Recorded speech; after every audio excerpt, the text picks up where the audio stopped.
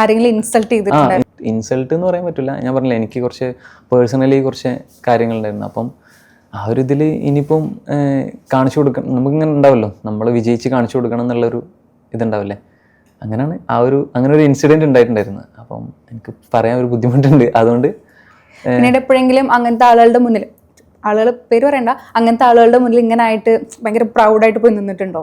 ഇല്ലില്ല, എനിക്ക് അങ്ങനെ നിൽക്കണം താല്പര്യമൊന്നുമില്ല. അവർ വഴി നമ്മളായി, അപ്പോൾ അവരാണല്ലോ നമ്മളെ ഹെൽപ്പ് ചെയ്ത്.